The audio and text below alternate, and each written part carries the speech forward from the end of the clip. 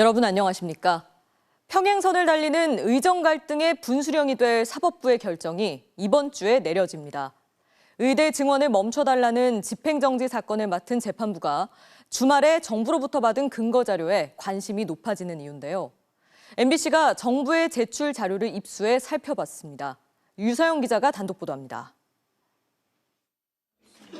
정부가 내년도 의대 증원 규모를 2,000명으로 처음 언급한 건 지난 2월 6일이었습니다. 의과대학 정원을 2,000명 증원하여 현재 3,058명에서 5,058명으로 확대합니다. 조 장관은 이날 발표 직전 자신이 주재한 보건의료정책심의위 회의에서도 이 같은 계획을 제안했습니다.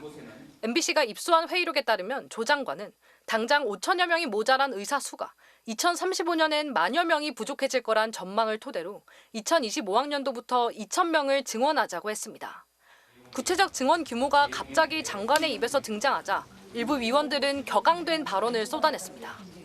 한 위원은 전문위원회나 토론회도 없이 이 회의에서 일방적으로 발표하고 회의 뒤 브리핑에서 2,000명이라고 발표할 건데 무슨 의미가 있냐고 비판했습니다. 그는 이어 2,000명이라는 숫자가 상징적으로 많이 늘린다는 의미에서 나왔는지 고민이 필요할 것 같다고도 지적했습니다.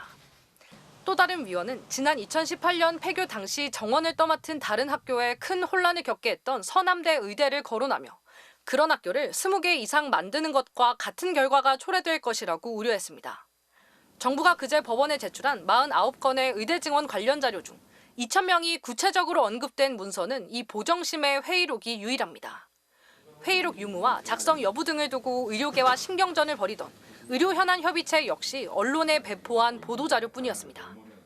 한두 개를 제외하고는 이미 언론에 다 공개된 언론 기사 그리고 정부가 언론에 배부한 보도자료, 보도참고자료들 그런 것들이 거의 다였고요. 각 대학의 증원분을 나눠주는 세 차례의 배정위 회의는 당초 약속했던 참석자 명단 없이 요약본만 냈는데 그마저도 대학별 증원 규모 등 핵심 사안에 대한 결정은 기록돼 있지 않았습니다. MBC 뉴스 유서영입니다. 네, 그럼 유서영 기자와 좀 더 이야기 나눠보겠습니다. 유 기자, 앞선 보도를 보면 정부가 제출한 근거라는 게 사실상 이미 알려진 수준에 그친 듯한데요. 이제 공식 협의체로서 유일하게 2,000명 수치가 제시된 게 지난 2월의 보정심의 회의인데 참석자들은 대부분 정부 계획에 반대하는 입장이었나요? 네, 보정심은요, 이 회의록을 보시면은 좀 정부와 의료계뿐 아니라 소비자 단체 그리고 환자 단체 등도 참여를 합니다. 지난 2월 6일 회의에서 조경 장관이 2,000명을 언급하자 찬성하는 의견도 적지 않았습니다. 2,000명도 적다, 3,000명은 증원해야 한다는 말까지도 나왔는데요. 주로 민간 위원들의 회의 참석자들 간의 토론도 잠시 이어졌지만 아무래도 증원 규모 공개 직전이다 보니 심도 있는 의견 교환은 어려웠다는 한계도 당시 현장에서 지적됐습니다. 자, 이번 주에 법원이 결정을 내릴 텐데 지금 분위기로 봐서는 정부가 의대 증원과 배정의 근거를 입증해낼 수 있을지 회의적인 시각도 적지 않습니다. 네, 이번 집행정지 사건을 신청한 사람들이 의대 교수와 학생들입니다. 따라서 1심 법원은 이들에게 원고 자격이 없다면서 판단을 하지 않고 각하했던 사건인데요. 정부도 이 점을 좀 강조하고 있습니다. 다만 2심 법원은 좀 다른 태도를 보이고 있어요. 증원 규모가 2,000명이 아닌 5,000명, 또 10,000명, 혹은 10만 명이 된다고 해도 의대생들이나 교수들은 이해 당사자가 될 수 없다는 거냐? 이렇게 정부에 좀 묻기도 했는데요. 아무래도 소송 당사자로서의 자격을 인정받으면 집행정지 신청을 받아들이지 말지 재판부가 판단하게 됩니다. 아무래도 이번 주로 결론이 날 전망인데 만약 받아들여진다면 최소한 내년도 의대 정원은 사실상 불가능해질 거고요. 법원이 정부 손을 들어줘서 기각한다면 기존 증원 절차가 강행될 것으로 보입니다. 네, 여기까지 듣겠습니다. 유서영 기자 잘 들었습니다. 다음 소식입니다. 태국 파타야에서 30대 한국인 남성이 잔혹하게 살해됐습니다. 한국인 남성 2명이 이 남성을 납치해 살해하고 그 사실을 숨긴 채 거액의 몸값을 요구한 것으로 드러났는데요. 현지 당국과 우리 경찰도 수사에 나섰습니다. 보도에 조희형 기자입니다. 한밤중 태국 파타야의 한 저수지에서 잠수부들이 검은 물체를 물 밖으로 꺼냅니다. 시멘트로 메워진 검은 플라스틱 통. 그 안에서 30대 한국인 남성의 시신이 발견됐습니다. 태국 경찰은 이 남성이 지난달 30일 입국한 34살 노모 씨로 추정된다고 밝혔습니다. 지난 7일 노 씨의 어머니는 모르는 남자로부터 노 씨가 마약을 버려 손해를 입혔다며 한화 1억여 원을 몸값으로 내지 않으면 살해하겠다는 협박 전화를 받았습니다. 노 씨 어머니의 신고로 추적에 나선 태국 경찰은 CCTV를 토대로 역추적해 지난 3일 새벽 2시쯤 방콕의 한 클럽 앞에서 한국인 남성 2명이 노 씨를 차에 태운 것을 확인했습니다. 이들은 차량을 바꿔 타며 이동해 파타야의 한 저수지 인근 숙박시설에서 묵었습니다. 다음 날인 4일 밤 9시쯤 짐칸에 검은 물체를 실은 차량이 숙소를 빠져나갔습니다. 경찰은 이 차량이 저수지 근처에 머문 사실을 파악하고 저수지를 수색해 시신을 발견했습니다. 노 씨를 데려간 남성들이 상점에서 플라스틱 통과 밧줄 등 범행에 쓰인 도구를 산 것도 확인됐습니다. จากการแลกกล้องนะครับก็เลยน่าเชื่อว่าด้านหลังของรถกระบะนะครับมีผ้าคลุมสีดำและมีลักษณะเหมือนถังสีดำดังกล่าวซึ่งไปซื้อมา 용의자 2명 중 1명은 해외로 도주했고 나머지 1명은 행방을 쫓고 있습니다. 외교부는 피해자 가족을 지원하는 한편 현지 경찰에 신속한 수사 요청을 했습니다. MBC 뉴스 조희영입니다. 2년 전 남양주의 한 아파트에 침입해 1억 원이 넘는 금품을 훔친 일당 3명이 검거됐습니다. 필리핀까지 도주했지만 국제 공조 끝에 결국 덜미를 잡혔습니다. 김지성 기자의 보도입니다. 경찰들이 조용히 문을 열고 집 안으로 들이닥칩니다.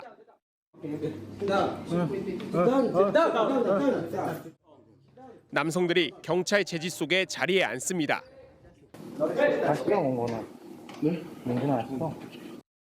이들은 2년 전 경기도 남양주 한 아파트에서 주민을 폭행하고 1억 3천만 원 상당의 금품을 빼앗아 달아난 혐의를 받고 있는 특수 강도 피의자들입니다.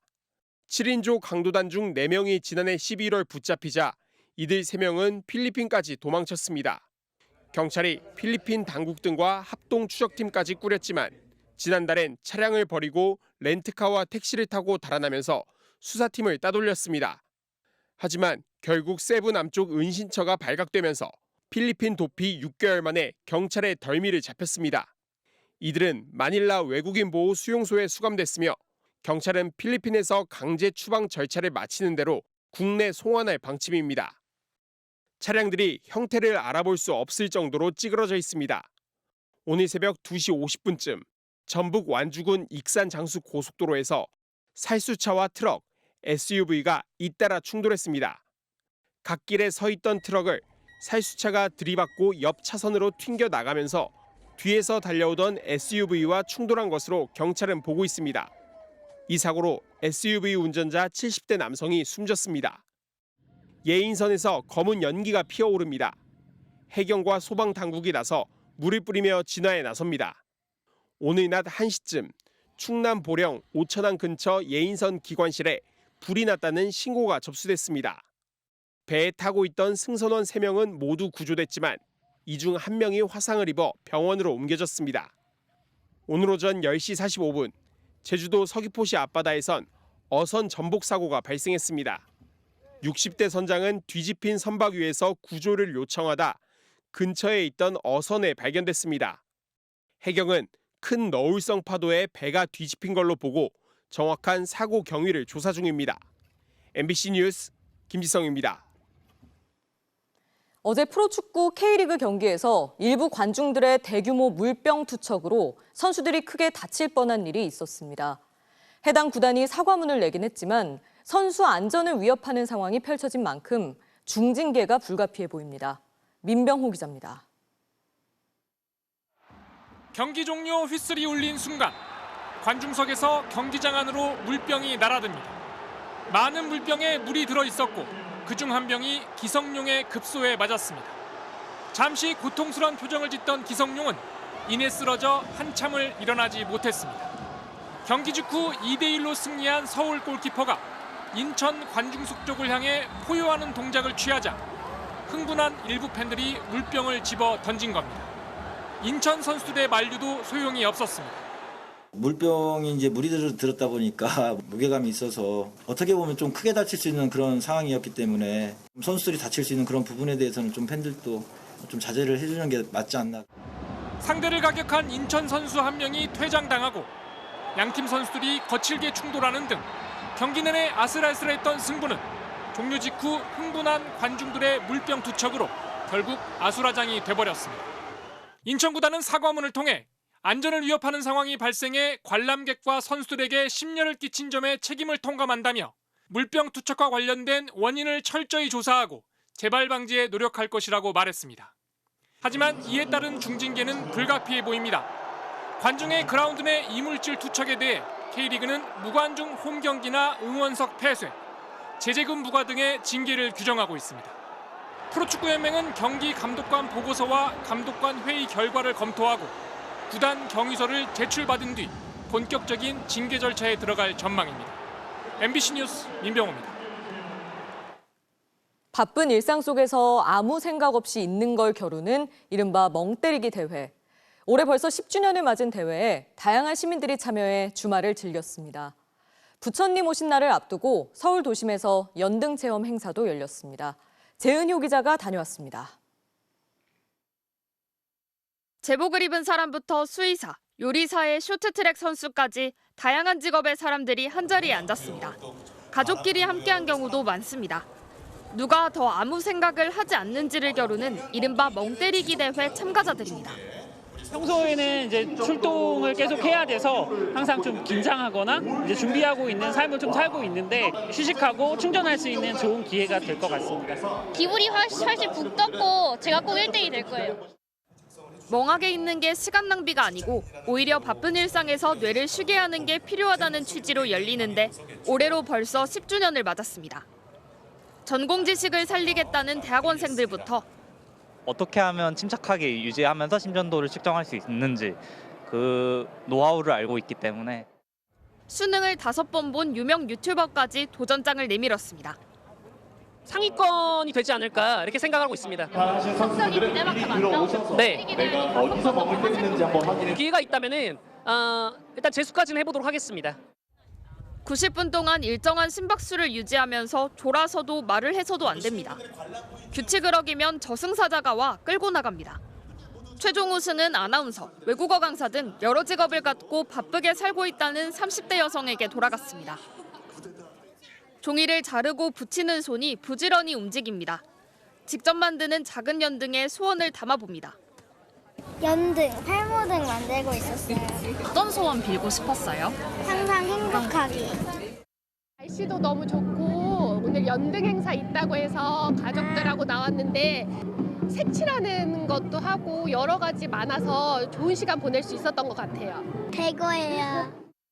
부처님 오신 날을 앞두고 어제 대규모 연등 행렬 행사에 이어 오늘도 서울 도심에서 풍물놀이와 연등 체험 등 관련 행사가 이어졌습니다. MBC 뉴스 재은효입니다. 한 중국인이 일본의 자위대 기지에 드론을 날려 일본 항공모함을 촬영한 듯한 영상을 공개해 논란이 됐는데요. 이 중국인이 같은 기지에 있던 미국 항공모함을 찍은 영상까지 공개했습니다. 일본 방위성은 처음에는 조작 가능성을 언급했지만 잇따라 영상이 올라오면서 결국 경비 실패를 인정해야 했습니다. 전봉기 기자가 취재했습니다. 갑판 한가운데 공사가 이루어지고 있는 항공모함. 76이란 한 번으로 볼 때 일본 요코스카항을 모항으로 하는 미국의 핵추진 항공모함 노널드 네이건호로 보입니다. 드론이 촬영한 것으로 보이는 이 영상은 한 중국인이 소셜사이트 X에 지난 8일 올렸습니다.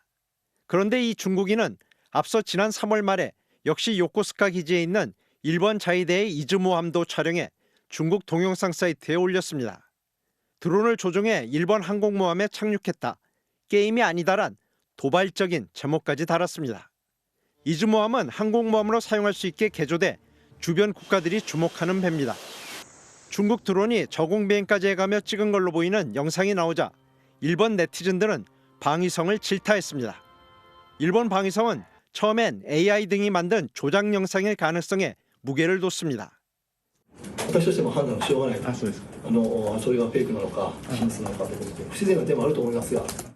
하지만 미국 항공모함 영상까지 올라오자 다음 날 방위성은 실제 드론이 요코스카항에 침입해 찍은 것이라고 입장을 바꿔야 했습니다. 한 달 새 2번이나 중국 드론에 뚫린 것으로 일본 방위상은 지극히 심각한 문제라며 경비 실패를 인정했습니다. 이런 소형 드론을 탐지하기 위한 전용 드론 방어 시스템이 있어야 됩니다.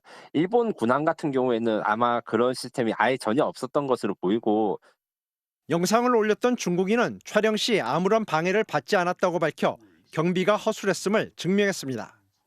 또 자민당과 방위성이 자신의 드론 영상 때문에 대책회의를 연 것도 지적하며 고맙다고 일본 정부를 다시 조롱했습니다. 일본 언론들은 수십만 원짜리 중국 드론을 막기 위해 수십억이 넘는 탐지 시스템을 갖추긴 힘들다면서도 국민들에게 안보에 대한 불안감을 주는 것도 사실이라고 지적했습니다. MBC 뉴스 전봉기입니다.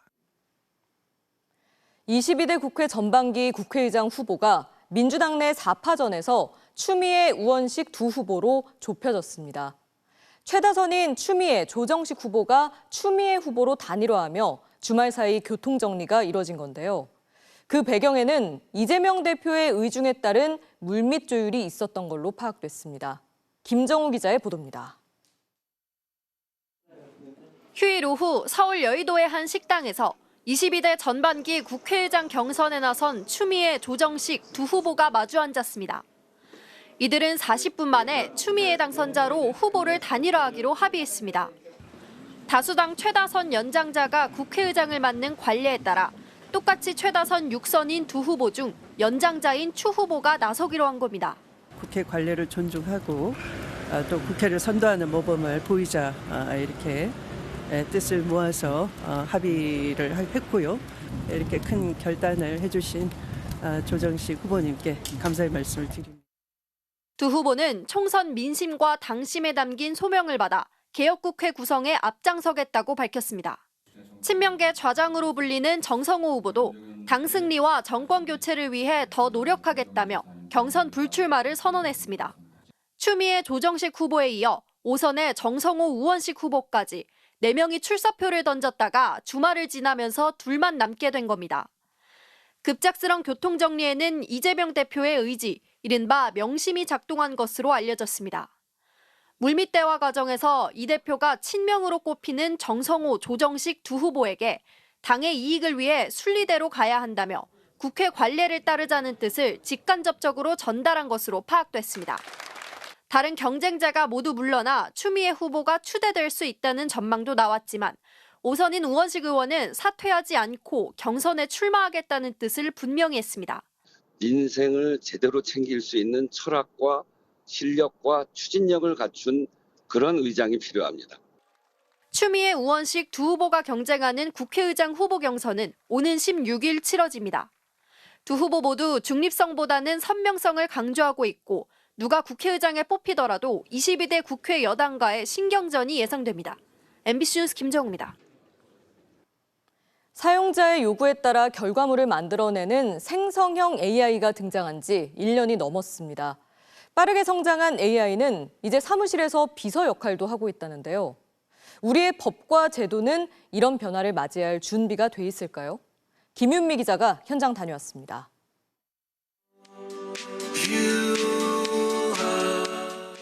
한 연인의 인생과 사랑을 따라가는 4분짜리 뮤직비디오. 영상 생성형 AI 소라를 활용해 만들었습니다. 주인공부터 배경까지 실제로 존재하는 건 하나도 없습니다.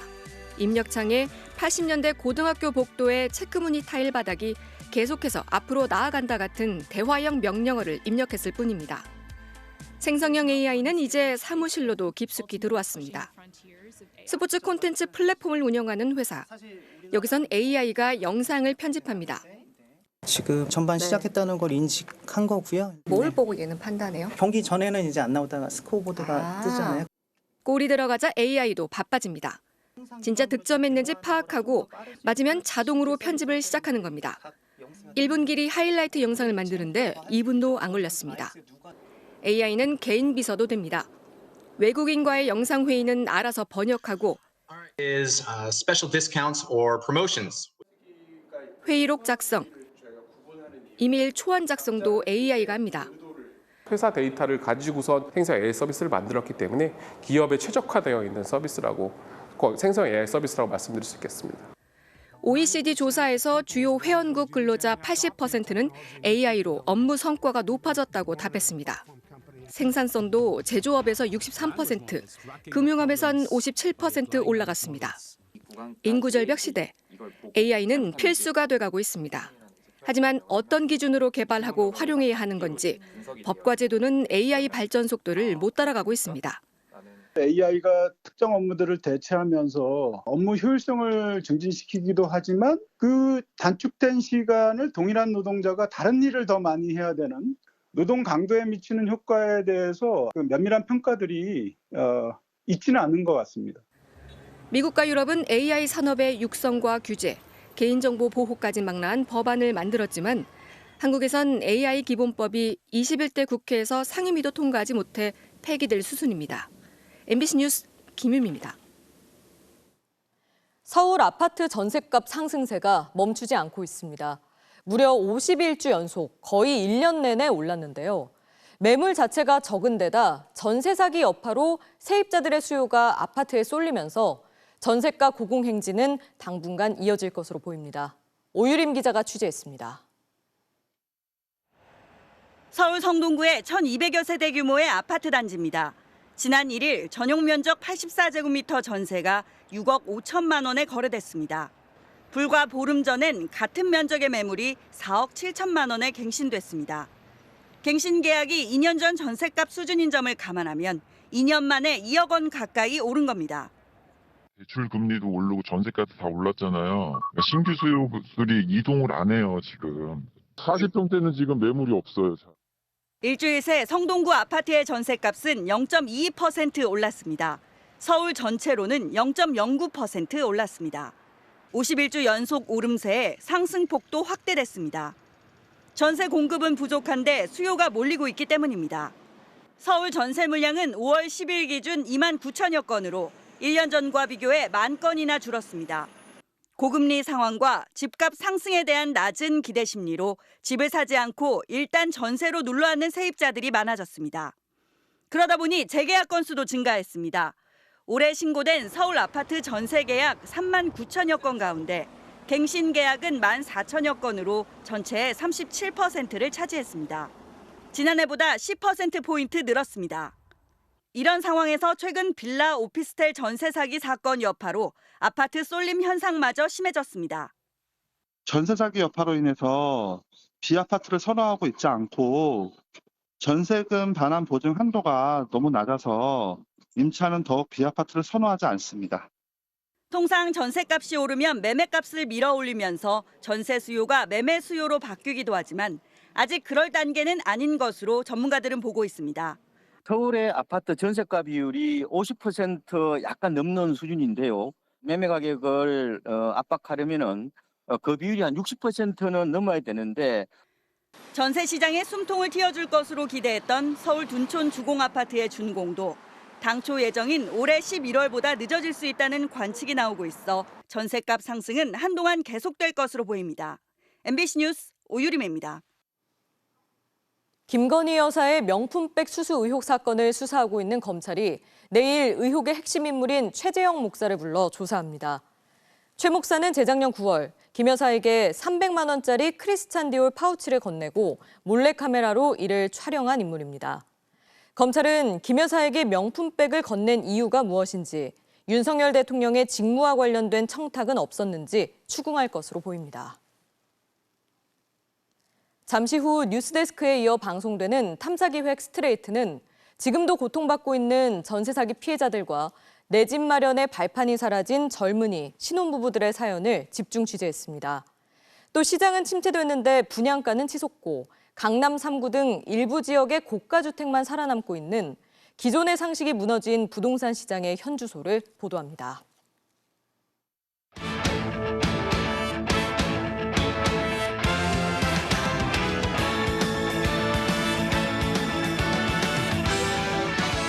일요일 밤 스포츠 뉴스입니다. 프로야구 한화의 고졸신인 조동욱 선수가 깜짝 호투로 데뷔전 승리 투수가 됐습니다.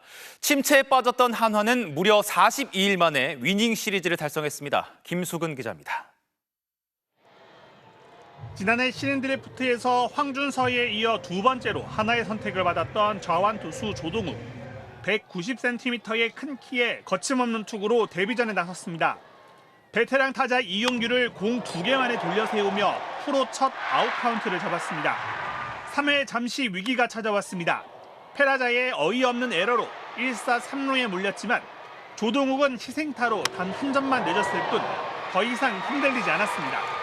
최고 시속 145km의 직구에 슬라이더와 체인지업을 섞어 던지며 6이닝 3피안타 1실점의 호투를 펼쳤습니다.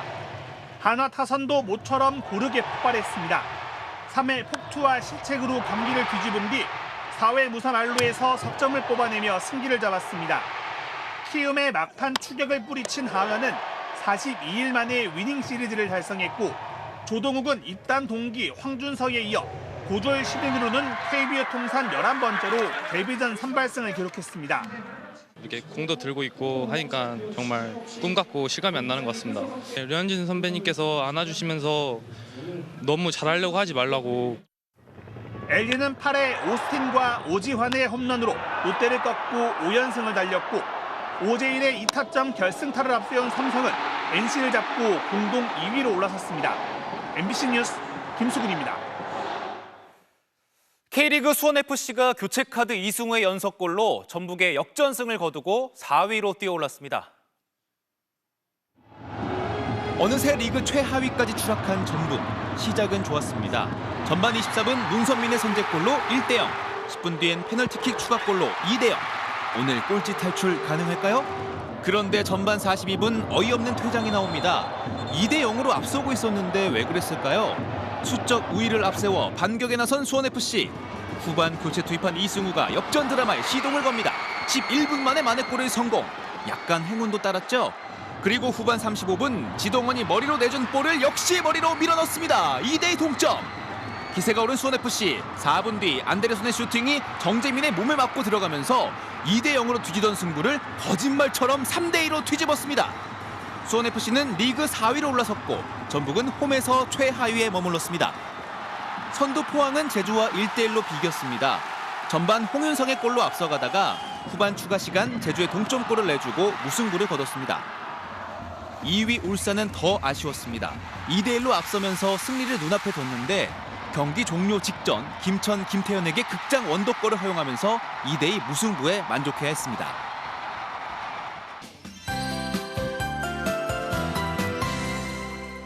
서울은 늦은 오후부터 대기질이 나아졌습니다. 강한 바람에 흙먼지가 빠르게 밀려나서요. 현재 서울의 미세먼지 농도 60마이크로그램, 대전이 63마이크로그램 등 중부지방은 보통 수준을 회복했고요. 반면 이 황사가 이동한 남부지방의 경우 울산이 134마이크로그램 등으로 나쁨 수준을 나타내고 있습니다. 밤 사이에는 이마저도 해소가 되겠고 내일은 전국의 대기질이 무난하겠습니다. 또 내일과 모레까지는 뚜렷한 비 소식 없이 화창한 봄 날씨가 이어질 텐데요. 낮 동안 서울을 비롯한 대부분 지방의 기온이 25도 안팎으로 따뜻하겠지만 일교차 대비는 잘해 주셔야겠고요. 강원 영동 지방에는 다시 건조주의보가 내려진 가운데 모레부터는 산지를 중심으로 바람도 매우 강하게 불겠습니다. 불씨 관리 잘해 주셔야겠습니다. 내일 전국 하늘 맑은 가운데 낮 동안 봄볕이 강하게 내리쬐겠습니다. 일평균 미세먼지 농도는 보통 수준을 나타내겠습니다. 내일 아침 기온 보시면 서울이 12도 등으로 오늘과 비슷하거나 낮게 시작을 하겠고요. 한낮의 기온은 크게 올라서 서울 24도, 청주 25도, 광주 25도, 대구 26도 등으로 일교차가 더 크게 벌어지겠습니다. 수요일과 목요일 사이에는 중부와 경북 지방에 또다시 비구름이 지난다는 예보입니다. 날씨였습니다.